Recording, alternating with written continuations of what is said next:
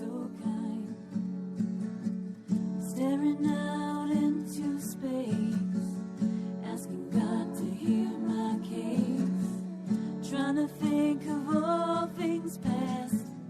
How long will my memory last? For purple angel, purple angel, purple angel, you're next to me. Well, hello, everyone, and welcome to Alzheimer's Speaks. I am Lori LeBay, the host and founder of Alzheimer's Speaks. Thrilled to be here with you today. Before we get into our show, which is going to be a fantastic one, we're going to learn about AGE-u-cate and all they have to offer, the dementia arena. I always like to tell people a little bit about Alzheimer's Speaks, who we are, why we're here. And bottom line, Alzheimer's Speaks is an advocacy-based company providing multiple platforms to shift our dementia care culture from crisis to comfort. And we believe that by joining forces and sharing knowledge and having these everyday conversations like we do here on Alzheimer's Speaks Radio, that we're going to be able to give people tips and tools and help remove some of the stigmas attached to dementia as a whole. We also believe that at our core, collaboration is the only way we're going to win this battle against the disease. And I can tell you, I know we're winning that game. And thanks to you, with all of your likes, your clicks, and your shares of our content, be it the radio show, the blog, our Dementia Chats interviews, the website. As you're pushing those things out into the world, that's having a big influence in terms of the information that people are seeing out there, because we were acknowledged as the number one influencer online, according to ShareCare and Dr. Oz. You, as our listeners, also, I think, got us acknowledged by Maria Shriver as a architect for change for humanity. You see, all of us have these spheres, and we have a lot of people in our spheres that we don't really know all that well. And we have others that we do know, but they're still holding some things back. And dementia can be one of those things for many, many people where they're just not quite comfortable talking about it. But the more we can push information out there, the easier it's going to be for them to grab a hold of it when they need it. So I really just want to thank you all for working with us and being our collaborators in terms of trying to raise awareness. I also want to invite you all who are listening to be a guest on our show. You most likely have a story to tell, too, and we'd love to hear from you. We interview everybody from people with dementia to family and friends who are dealing with a loved one to professionals, researchers, singers, songwriters, advocates. You name it, your voice counts here on Alzheimer's Speaks. So, just think about that. And I also want to give a big shout out because I was so lucky to be out in California just about a week and a half ago for Move for Minds with Maria Shriver, and Lisa Gibbons was actually our moderator of our panel. And I just highly encourage people to get involved with Move for Minds. Maria is very passionate about raising funding for research for women, just because there's such a disproportionate amount of women versus men. And she wants some gender-related research going on.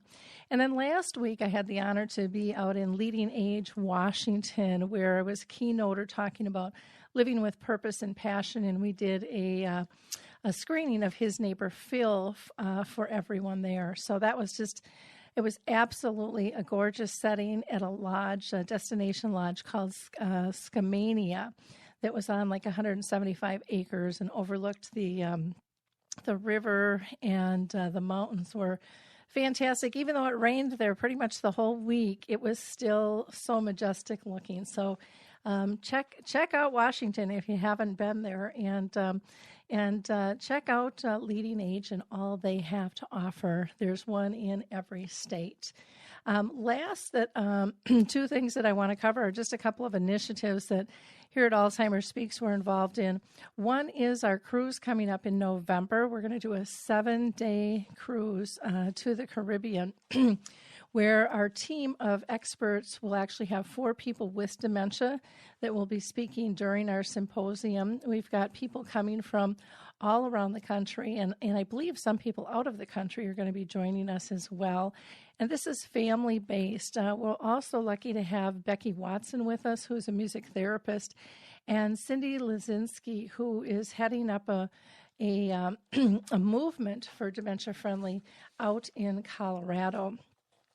And then I just published some helpful tips when dealing with dementia, and you can find that on the blog. And just email me if you're interested. I'd be more than glad to send that out to you. So that's all for my housekeeping here. Let's get started with the show because we really have a fabulous show.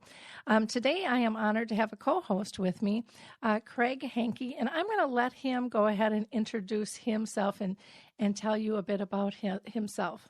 Go ahead, Craig. Hi, glad to be here. I'm 58 years old. I was diagnosed at age 55 with Lewy body dementia and Parkinsonism symptoms. Right now I'm at an even keel with medications and don't see too much of a decline at this point, but so far the medications are working for me. Wonderful. Well, I really appreciate you taking the time to be with us, Craig, because your insights are always so helpful. Today, as I mentioned, we are really lucky to have 3 women with us, Pam Brandon, Catlin, and Kayla Gaiennie, who are really passionate about helping shift our dementia care.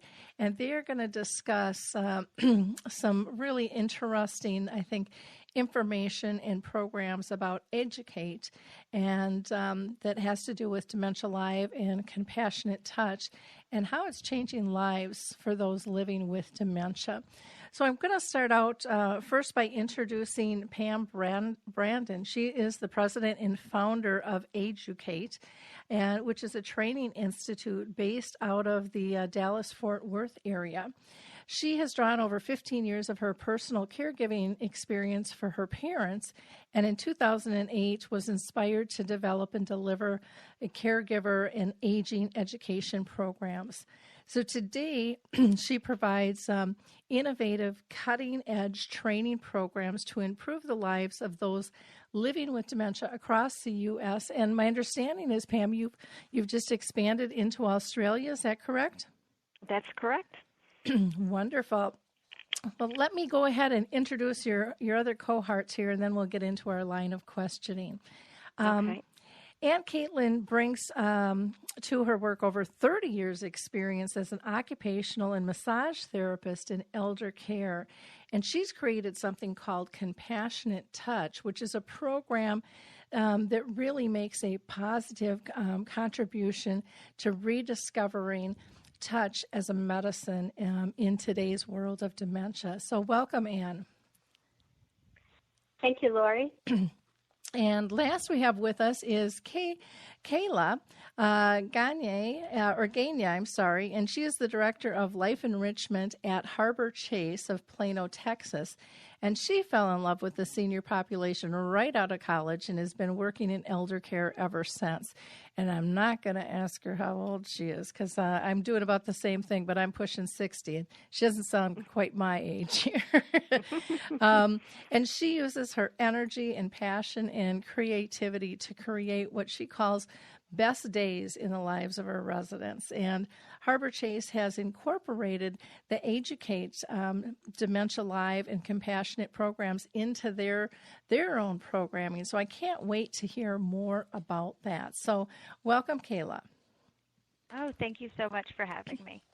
Well, I'm going to start out first by talking with Pam so that we can kind of get a little background. So, Pam, can you tell us a little bit about AGE-u-cate Training Institute, kind of your mission in the programs that you have? Absolutely, and thanks so much for having us on, Lori. It's an honor for all of us to be here. AGE-u-cate really has grown and evolved from really starting out with my beginnings of working with families and being very passionate in educating families who are going through the caregiving experience. My personal background was with caring for my parents, my dad who had Alzheimer's and my mother with Parkinson's disease, and going through that journey and understanding just how difficult it is. Through the years of having the opportunity to work with thousands of families and hundreds of organizations, became more and more apparent that not only families but professionals needed more tools, that there, as this patient-centered, resident-centered movement has been taking hold and living well with chronic illnesses, particularly those with dementia and other related cognitive impairment, that it just is critical that as we prepare for this tsunami, as we've heard, that it was critically important that we give those people who are professionally or, as I said, family caregivers, the tools to be able to respond to behavioral expression, to give them a better life. And certainly, I believe that, Dementia Live is one of those that we call a foundational tool that allows people to step into their world and immerses them for a very short time into life with dementia, to see what it's like to live with cognitive impairment and to see the challenges and to feel those. And so many times when someone is able to do that and experience what someone else might be going through, their level of understanding and care and compassion rises considerably and can be of a great help to others. So our approach at AGE-u-cate is really to develop and deliver innovative experience-based education programs. Okay, wonderful. Can you tell us a little bit about when you're talking about experiential, what does that really mean? What does that look like for both the Dementia Live and any of the programs that you have? What can you explain that a little bit more? I would say one thing that separates an experiential training is really immersion. Really being involved yourself in that learning process. We do on-site training now for both of these programs where our participants are involved from beginning to end in learning the programs, in walking through each of the steps themselves. We believe that is so critically important to being able to as leaders, and if you're, so many of our providers are long-term care providers, elder care providers, hospitals, universities, et cetera, they need to be able to take these programs then and lead others in their organization and with the programs. And in order for that to happen successfully and for it to be sustainable within their organizations, we really feel like that experiential education is critically important and much more successful. Okay, great. Now, you, in conversations, we've also talked about the need for caregivers to have tools, and why do you think it's so important for care partners to have tools when caring? Why is it so different with dementia? Well, I think one of the challenges, certainly with any level of cognitive decline, is the roller coaster that care partners are on, and both care partners. One day can be great, where everything's working, and the next day completely different, and that might not even be day to day. It may be hour to hour.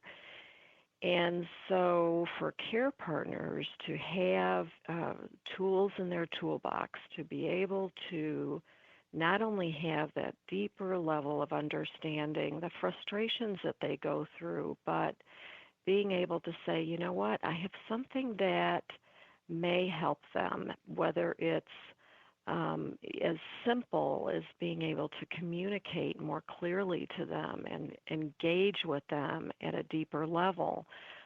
Important that care partners have trust in those that they're that who are caring for them, their loved ones, that they get it. That's extremely important, and I think Craig would probably understand that as well. So, it's different.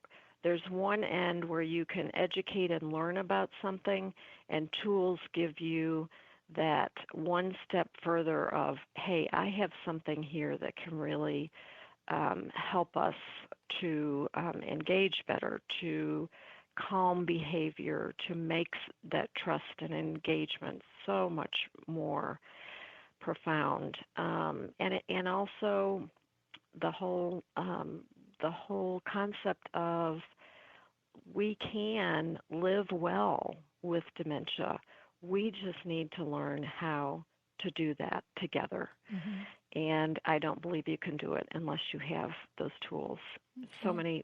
So many more programs now coming out today that are so exciting, and these are just two of them. Okay.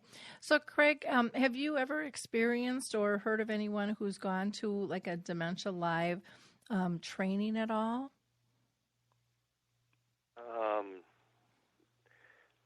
I've been to some training sessions, but it's interesting to hear what she's saying about the compassionate side of it, because there are different ways that people approach you, where it sounds like they're yelling at you, like if I ask my wife something, for instance, and I ask her again 20 minutes later, and if she comes at me in a supportive voice saying, you've already asked me that and we discussed this, it's a lot better than if she says something like, I've already told you that once. Mm-hmm. That's the way it comes across. It's huge. Very huge. Yeah. A while back I had a friend of mine, we were and he called me cleaning up here a freaking idiot. Mm-hmm. And that went over like a lead balloon. I don't like being called names. Nobody does, and very disrespectful, and people really have to be very conscious of their words and how that's interpreted and how that makes us feel. With the Dementia Live program, just in case you're not aware of it, it really is kind of a simulation. It's my understanding of what it could be like to have dementia that causes some of the misfires or inability to follow directions. Would you say that that's an accurate description, Pam, or would you describe it differently? Yeah, absolutely. And Craig, just to address that, one of the important aspects of what people learn in Dementia Live is to be more empathetic. I think a lot of times people's response to people with dementia is oftentimes out of frustration. Would you say? Agree with that? Mm-hmm. Or they don't understand it, and so they're, I think you said it, Lori, they're just firing back, or they're just, it's that first initial response because they don't get it. And certainly that can be hurtful and not do anything to help with your relationships. I think a lot of what causes stress on both sides is simply misunderstanding. Mm-hmm. Would you agree? Yep. Yeah. Yep, definitely. I want to talk quickly, because I still want to get to Ann and Kayla too. Now, you also have developed a master's training program, because what you're doing, is being absorbed, but you could only do so much alone. So you've kind of really had to get some soldiers in line to help spread the word of what it is you're doing, and to help people be able to get these programs into their communities or organizations. Can you tell us a little bit about the master's program and how you feel that's going to help meet kind of the workforce needs of the future? Absolutely.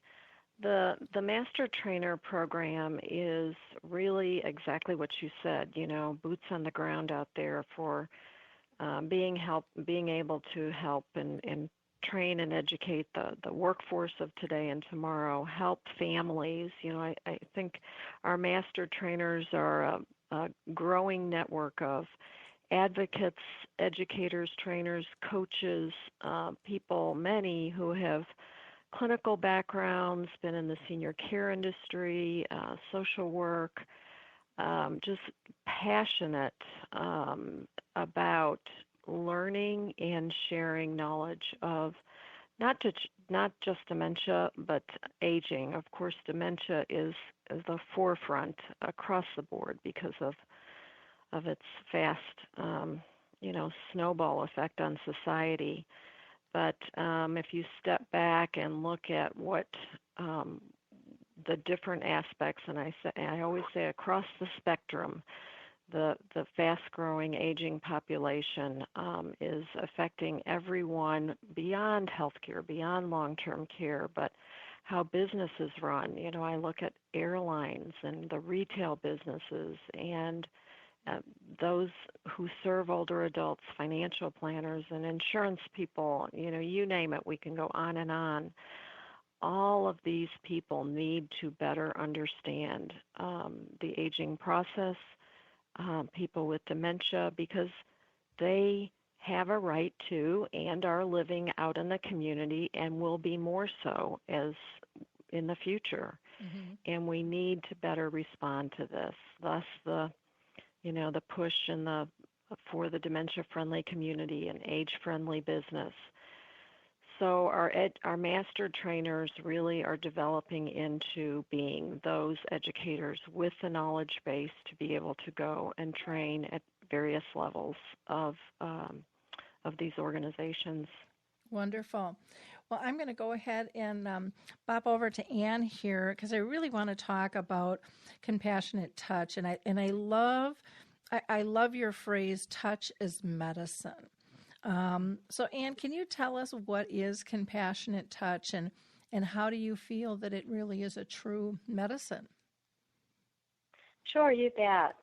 I might just start with saying that compassionate touch for me kind of grew out of my background as an occupational therapist, and I'd worked for many, many years with elders, people with dementia, people who were dealing with other kinds of conditions like stroke and that kind of thing.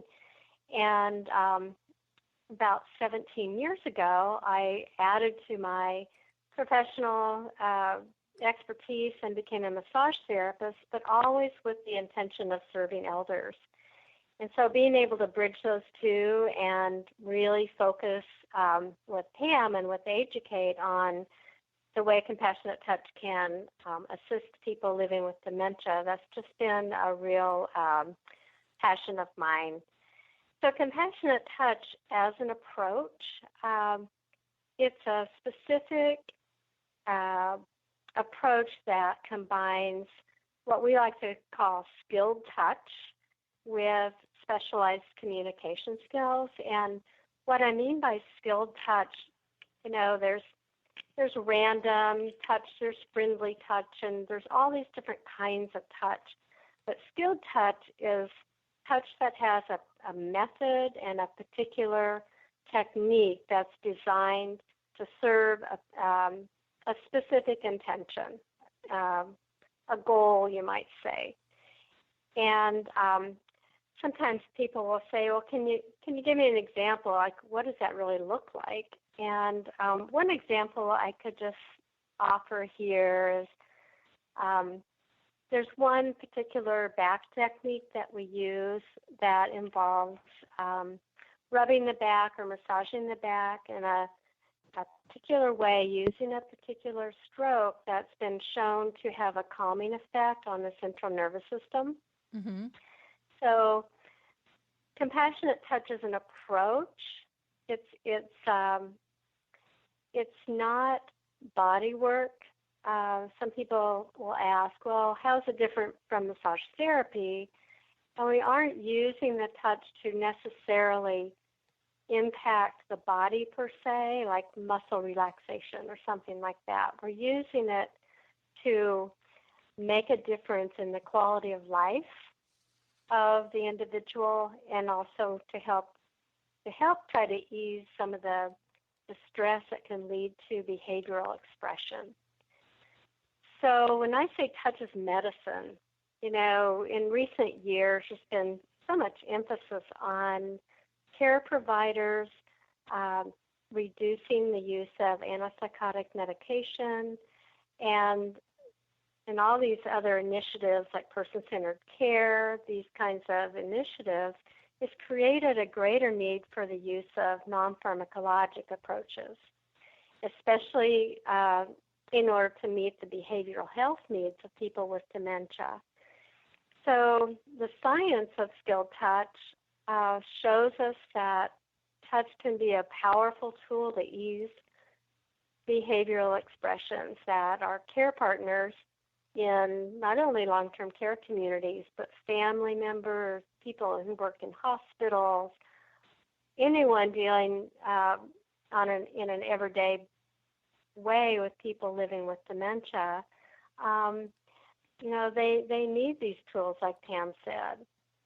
So compassionate touch as an approach brings together the medical technology with the human side of care. Okay. And that's what I mean by touch as medicine. Okay. So, because one of the questions I was going to ask you is compassionate touch massage, and it's much more than massage. What I like, when you're talking about using the word skilled touch, because that really does summarize it, that there's a purpose behind it. I think all of us can agree there's nothing better than a good hug and how that can make the body respond and feel. When you're teaching kids good touch, bad touch, there's really a big difference there. And so when you're bringing in your skilled touch, my guess is that it's to calm and soothe and kind of empower the person that you're interacting with. And would you say that that's correct in terms of my... Yeah, I think a good way to describe that, we like to talk about the 3 C's of compassionate touch, mm-hmm. which is to connect, mm-hmm. calm, and comfort, which is what you just said. Okay. And, so the connection part is to engage attention and to help build relationships. Care partnering is all about relationships. Mm-hmm. And so the touch can become a bridge, really, between the two people. And the feedback that we find from care partners who use compassionate touch is they say, gosh, I feel like I really know this person now. Mm-hmm. As a friend, or as somebody who I know them as an individual, and not just one of many that I'm caring for. Mm-hmm. Now, Craig, what are your thoughts on compassionate touch? I don't know if you're a touchy-feely person or not, because some people aren't. I remember having a boss who hated being touched, and at our awards dinner, we would purposely all hug him as we went across the stage. And that was kind of a mean thing we did, but we did it. But, there are some people who don't care to be touched either. So I'm going to throw this to Craig first and say, Craig, what do you think about this 3 C's of compassionate touch, to connect, to calm, and to comfort? I think it's very important. I myself, I'm a big hugger. I like giving hugs. But just a hand on the shoulder even can be very comforting at times. People can say all kinds of words to you, but just the touch on the, like I said, on the shoulder, saying it's going to be okay, you'll be all right. There's definite positives as far as I'm concerned. Mm-hmm. Yeah. It's just more of a moving gesture with a moving feeling attached to it. Mm-hmm. Now, Ann, do you run across people who don't like to be touched? And then how do you work with a person like that? Can you do compassionate touch with a person who doesn't like to be touched? Well, one of the things that I think is important for any care partner to understand, like anything else, it's not a one-size-fits-all. Mm-hmm. And, there are individuals who may be going through a particular time with their dementia journey that, for whatever reason, it's not something they're open to. I've known some people who really were not receptive, and and it just means that's not a good fit for that individual. Mm-hmm. But overwhelmingly, what more often happens is sometimes families would say to me when I've had a client that I would work with in a facility, in a community, family would say, oh, she's someone who really never has cared to be touched. Mm-hmm. My mom wasn't a hugger or whatever, but what seems to happen is the need, or I would even say a yearning almost, that people experience, especially as the condition progresses, Mm-hmm. that what had occurred before with regards to their openness to touch often changes to where they're eager to have that kind of human connection. Yeah, I would agree with that. I have seen that over and over and over again, and it's almost like they want to change. I don't want to say they want to change the past, but they want to move forward with the future and do things different and have even traditions be different. My family wasn't one that was really big, huggy-feely, and very touchy. And then I married a guy who, his whole family was you get a hug, when you greet and when you say goodbye and in between. And that changed all of us. And at first we were kind of stiff as boards going, what the heck? And now we love it, and so it's interesting how with some of that, it almost, even for a person who doesn't like to hug, it's almost like leading by example and letting them come into it when they're ready. And they may never be ready, but don't stop what you're doing if you're comfortable with it either. It would be what I would say, and you guys might disagree with that. So feel free to speak up if you wouldn't recommend that. And again, I think it'll vary per person with that. You don't want to do anything that's going to irritate somebody. Right. Mm-hmm. I think go ahead. Oh, I was just going to say, I think it's also really important to say here, for care partners who use compassionate touch as a tool, there are some real specific outcomes or real specific things that we see and get feedback from, and Kayla may have some things to add about this in terms of sort of answering the question, well, yeah, this is all really nice, compassionate touch, but how does it change things? How does it change my day as a care partner, and how does it really impact the experience of the person living with dementia? And I like to think of that in three main categories. So the things we see in terms of change, we see changes happen with physical behaviors. maybe someone who's having verbal outbursts or pacing or restless, very common for people who are, experiencing anxiety or memory loss or disorientation. So we see changes, positive changes in some of those physical behaviors. We also see changes in mood or expression, even just the look on somebody's face, or more positive verbal comments or being more open to social interaction, not quite so withdrawn. And then a very important one, I think, is care partners report there's less resistance to care.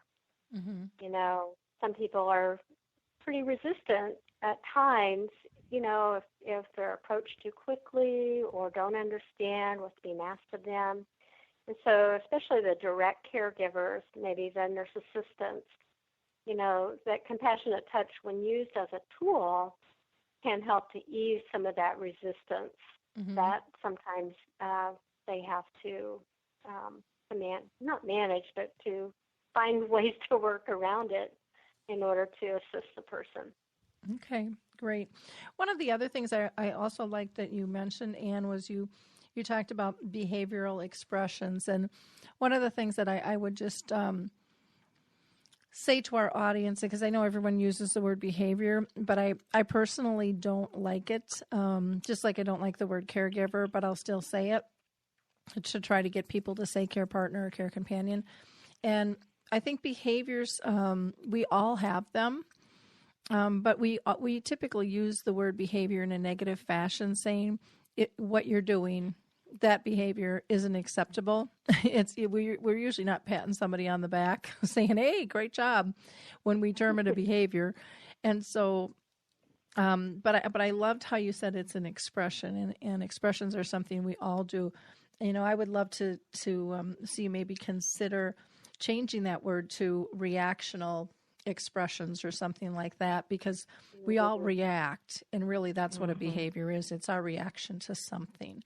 And I think our words are really very powerful, but I love that you use the word expression on there. I think that that's very important, and it kind of takes away the attack mode that I think sometimes people with dementia feel. And Craig, you could probably talk more to that when you hear somebody's telling you have a behavior.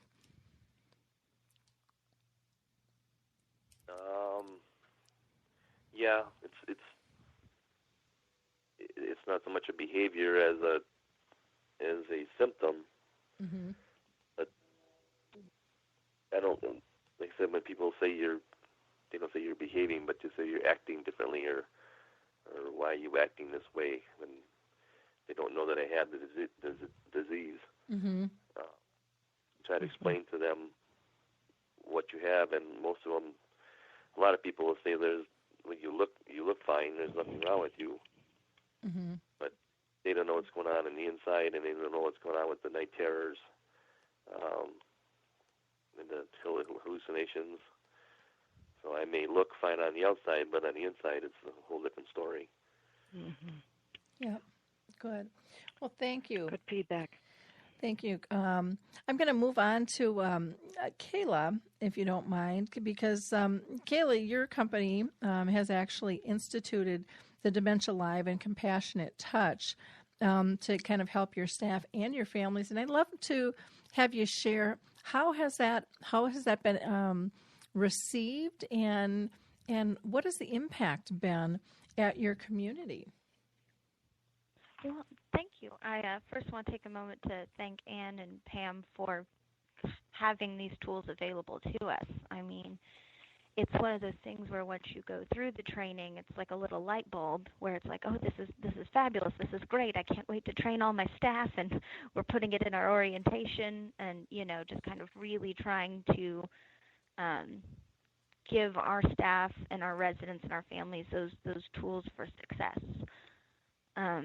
So I think as far as in my community, it's impacted, I think, speaking not only to Dementia Live and Compassionate Touch as both, has really helped our caregivers have that more experiential understanding. Just like Pam says, it's very powerful. When I've seen nurses and LVNs, people that have worked with this population for a long time, still come out of the training saying, "Whoa," and they have the sort of that look on their face, and it's like they've finally, something extra has clicked that wasn't exactly there before. Especially going through Dementia Live, and then when they see the results, doing that day-to-day compassionate touch, sort of forming those bonds. It's really helped in a lot of little ways to make a big impact, if that makes any sense. Mm-hmm. Can you talk about any feedback that you've gotten from families? Have they seen a difference? Well, the families, the difference they've seen, and of course it's different for every family and every resident. Honestly, I wish some of them that choose not to do Dementia Live, I wish I could make them, because they're the ones who are kind of having the hardest time communicating with their loved one. But that's because a lot of families, I think, don't want to see it yet. Mm-hmm. And I think Dementia Live is a great tool for helping them better communicate and not try to normalize their loved one or make them something, that they're not anymore, but the families have seen a change in their loved one. They have a better understanding, the ones that have gone through Dementia Live, about sort of what expressions to look for, and instead of maybe getting frustrated, they say, I've heard one say, oh, that's why they're doing that. And, and just those little tools make a big impact in their relationship with their loved one. Mm-hmm. I would imagine for some, because I know when I have gone through, these experiential programs, they can be pretty emotional. Because you instinctively, I think, beat yourself up going, oh, I didn't realize, oh, I didn't know, oh, my gosh, I'm really a jerk for reacting to my loved one like this, because I had no idea that this is kind of what they're feeling inside. And do you see that? I guess I see that as being pretty common. And getting people to understand that, the past is the past, but you learn and grow and move forward, and you can do a lot better now that you have this information, now that you have, like Pam said, this tool in your toolkit. Do you get those reactions from family and staff? There's I was just going to say that there's a very important part to Dementia Live, where it's the briefing and the talking afterwards. So it's not just like you go through it and you're like, well, there you go, because there are a lot of emotions involved mm-hmm. with that. It's very, it's that raw experience, but that sort of briefing and that talking and discussion afterwards helps people, put it into that perspective. They take those raw emotions and then it's like, okay, well, here's how I can use that information in the future. Here's how I can better utilize my day-to-day interactions with my loved one, or in the case of staff, with our residents, and that's a really powerful and positive tool moving forward. Because honestly, sometimes you have to go through the hard stuff to get to that place. Yep, exactly. Now, have you guys actually gone through the master training, or have you just had AGE-u-cate come in and do the training for you at Harbor Chase? We did the AGE-u-cate training.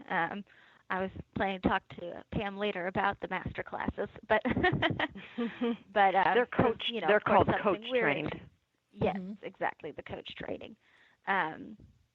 But no, unfortunately, I'm not a coach trainer as of right now. But I can tell you it's an interesting 2 days. But it's a wonderful training to go through, because you see and you work with these people who are so the same passion that you are about this population and about changing how we treat really aging and dementia as a whole. And it's really wonderful to feel like you're a part of that greater movement, which we all have to be a part of for it to really move forward and progress. Exactly. How about the compassionate touch? Have you instituted that at Harbor Chase as well? We have. Compassionate touch is not only, we use it throughout the community. None of these, I think, are exactly, they're geared towards, of course, memory care and dementia, but I think we all know that it's not a one-size-fits-all, you have dementia, now you act this way. I mean, there's a whole aging process, and over the past 5 years when I've worked with seniors, I've seen independent, I've seen people who live at home, but that doesn't mean that they don't have, cognitive decline and assisted living populations, as well as people who are in memory care units. I mean, and these tools are really great for the whole spectrum. When it comes to compassionate touch, that human-to-human bond, there's something very just intuitive about it. We think about how much we are touched in our every day-to-day basis, and if someone were to take that away, how alienating would that feel? How lonely would it feel? So implementing and making sure, even if it's, the little things of letting our care partners know instead of just talking to someone, touch them on the shoulder. And maybe, especially like the ones we have in wheelchairs, just go straight into the figure eight, the back rub protocol. It's a great compassionate touch technique just to kind of, while you're talking to them, so that they know you're talking to them, not at them. And there's a big difference there. Craig, do you have any comments on that, talking to somebody versus at somebody? I would imagine you've experienced that. I think we all have, but I think when dementia hits, it's just a little sharper. Yeah, when people have the tendency when they talk to me like they're talking to like a second grader instead of who I am now. And it's almost like they're talking down to me. But I explain to them I'm not that far along yet. I'm not retarded in any way, so I don't need to be talked to like a child. Most of the time, people that talk to you talk too fast, and that's a big thing, is trying to understand what they're saying. When you talk too fast, it's very hard to bring that all in and put it together. So you miss a lot of things that people say to you. Yeah. So it isn't but so. Talking to you with, like she said, the figure eight motion, or just a hand on the shoulder it just brings it all to be more personal. Yep. And I think it slows it down too. People are in such a rush these days, and it's not like somebody with dementia loses their intelligence. What they're losing is their processing ability. And so, we've got to really we have to look at those things and figure out the proper tools to assist them and still have them be included in conversations is very, very important. Have you found, Kayla, that the Dementia Live program and the Compassionate Touch through AGE-u-cate training, do you think that that's helped your community kind of differentiate itself from other communities? I think it has helped my community differentiate, mainly in just the ways, and I hear it a lot in family feedback about how they've actually decided to put their loved one here because they can tell that we care. Because when they take, their family member to, see the building, that every staff member takes time to talk to the resident, to talk to them, and I mean, because that's what it's all about. I mean, resident-centered care is exactly that. You can't care for someone if you don't know them and you don't get to know them on that personal level. Yep. Very, very true, and yet very overlooked, in a lot of ways. A lot of times I think, unfortunately, true. In the Sadly, somewhat overlooked. But yeah. I mean, part of that is that constant reevaluation of. I mean, we all can be guilty of getting caught up in, day to day this, and we got to do the checklist, and we're going so fast. But we need to slow it down. Yep. And sometimes we have to, really look at ourselves for a minute, and be like, oh, I need to make these adjustments. Now, it sounds like you're a real believer that both Dementia Live and Compassionate Touch work powerfully together, and I get the feeling that your company as a whole, it feels like it meshes with their goals of being person-centered with their residents. Do you see staff really embracing these as well?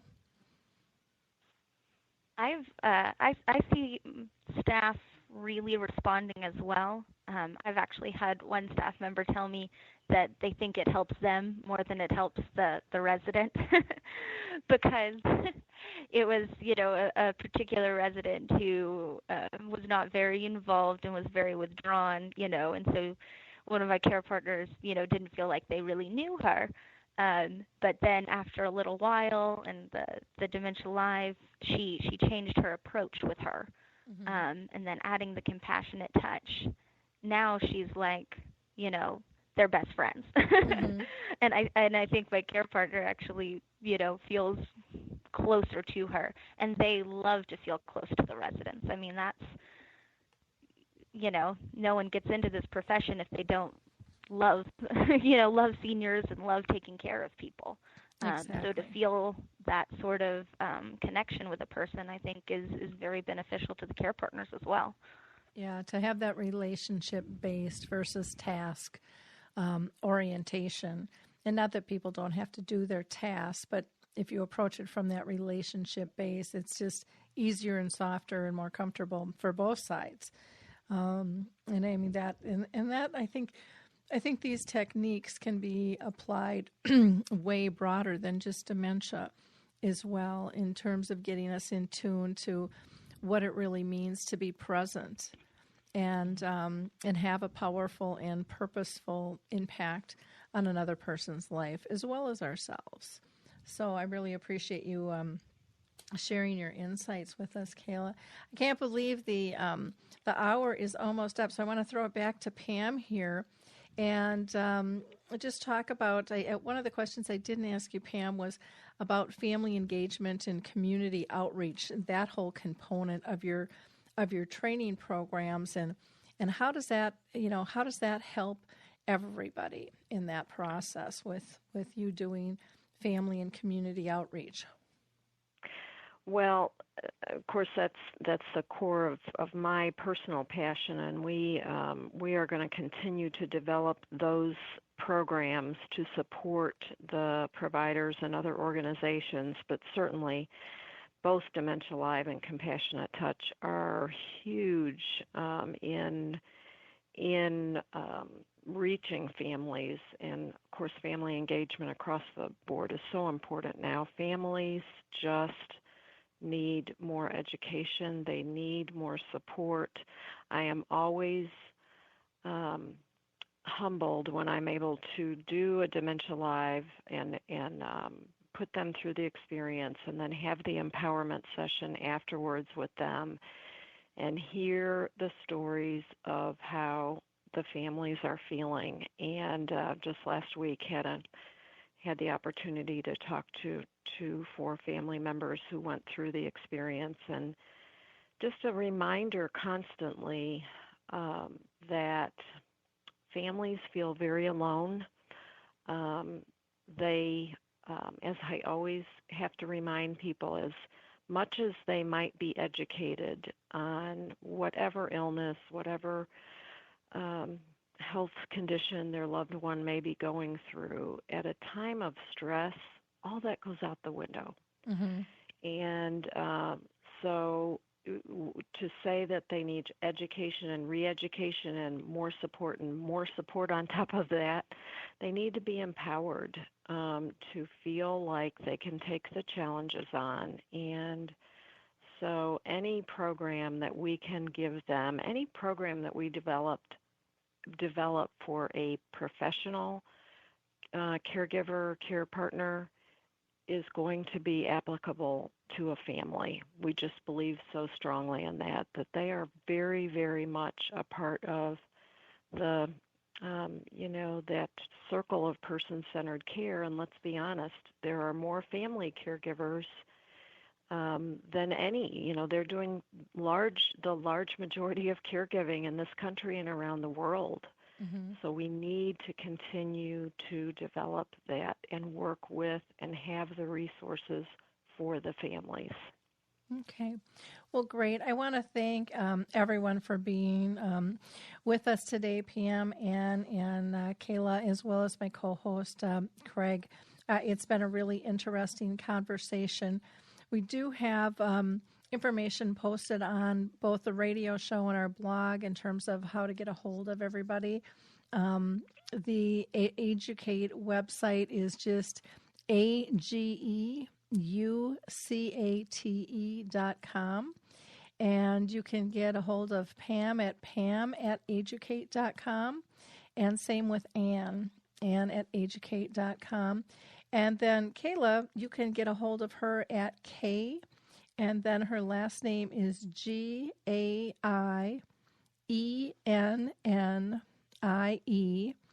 at HRA Online Net. That explains the trouble with the last name. I'm so sorry. Nope, that's okay. That's okay. So again, I think this has been a fascinating conversation, and I urge people to go ahead and check out AGE-u-cate Training Institute to learn more about Dementia Live and Compassionate Touch, and feel free to reach out to Kayla if you'd like to talk with her about how they've incorporated these programs into Harbor Chase of Plano, Texas. In wrapping up here, I want to just mention July 18th, I'm going to be in Mounds View, Minnesota at Bel-Ray Senior Living, and we're going to be doing a screening and talk back of His Neighbor Phil starting at 6 o'clock. Also want to just mention all of our shows here are archived, so feel free to go back and listen to them. We've been doing them for like 6 years now, so there's plenty of great information to be found.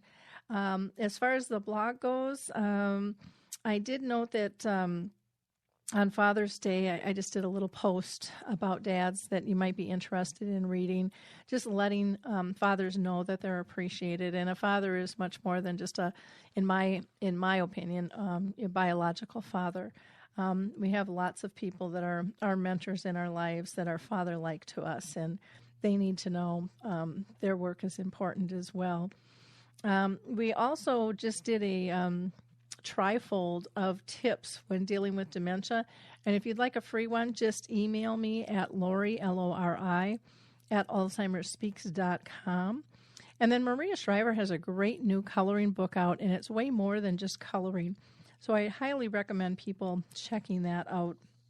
And then I want to give a shout out to the Caregiver Alert Center, which is a company that for really minimal dollars, you can protect your loved one in case they would go wandering. And then the Alzheimer's Research and Prevention Foundation is doing some brain longevity therapy training, which I think is really quite interesting as well. And as usual, I want to give a shout out to all the memory cafes around the world. We're just so honored at J. Arthur's in Roseville to be part of those and to be able to help mentor others around the country, getting set up with that. And again, a big shout out to Leading Age Washington for having me come and do their keynote, Move for the Minds, for allowing me to be one of their panelists, which was very fun. And I also would be amiss if I didn't mention when I was in California, I got to go tour one of the Silverado senior livings at San Juan Capistrano. And Deborah Brown gave me the best tour I've ever had of a community ever.